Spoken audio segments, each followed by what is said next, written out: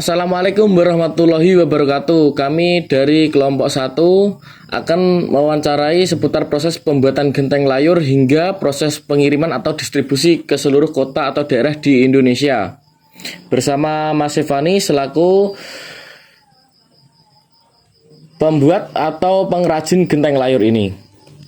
Mas Sefani, di manakah lokasi pembuatan genteng layur ini, Mas Sefani?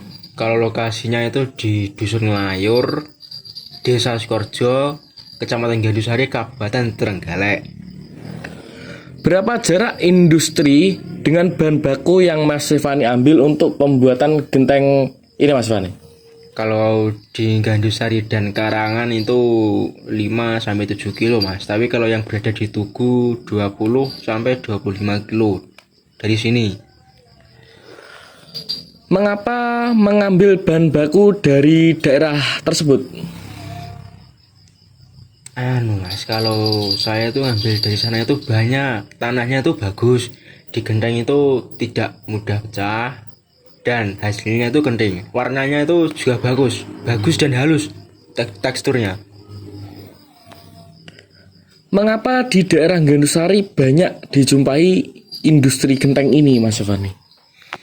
Karena sudah dari dulu, dari mbah-mbah kita dulu. Kalau sejarahnya itu Mas, mbah-mbah kita itu yang dari Gandusari tepatnya di Ngayur ini, itu bekerja di Kamulan, terus pulang bangun di sini, jadi semakin ramai, jadi terkenal.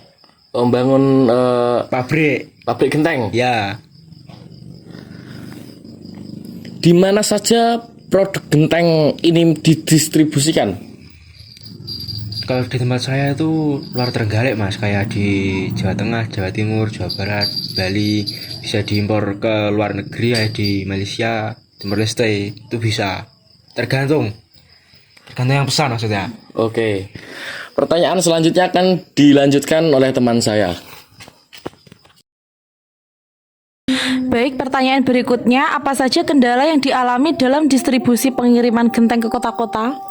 Jalan dan sopir, Mbak. Kalau jalannya rusak itu kan di genteng goyang kan di jalan, itu sampai tempat bisa pecah, tapi ya nggak semua pecah, cuma yang itu aja, Mbak. Contohnya natanya itu ke rapetan itu bisa pecah, kalau kelonggaran juga bisa pecah. Terus kalau sopirnya bawahnya syukur ngawur itu sudah pasti pecah. Apakah di wilayah ini mayoritas penduduknya itu berprofesi sebagai pengusaha genteng atau ada yang lain?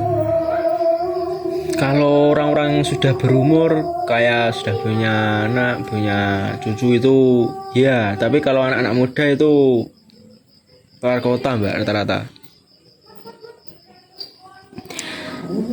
Apakah dengan adanya industri genteng dapat mensejahterakan atau bermanfaat bagi Desa Sukorejo?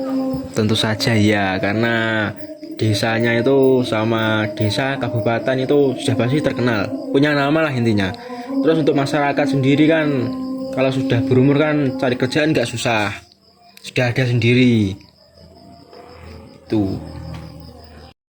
Baik, pertanyaan terakhir, jenis tanah yang cocok dijadikan genteng itu apa saja? Tanah yang mengandung kalori tinggi dan tanah yang bagus banget, berkualitas tinggi intinya. Oke, jadi kesimpulan yang dapat kita ambil dari wawancara ini, adanya industri genteng di Desa Sukorejo itu memberikan dampak positif yang besar bagi kesejahteraan desa. Pertama, industri ini telah menjadikan desa ini terkenal di kalangan masyarakat, terutama sebagai salah satu pusat industri genteng.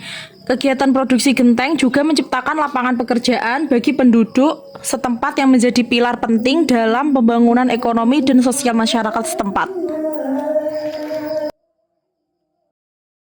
Sekian wawancara dari kelompok kami. Terima kasih buat Mas Sefani. Sama-sama. Wassalamualaikum warahmatullahi wabarakatuh.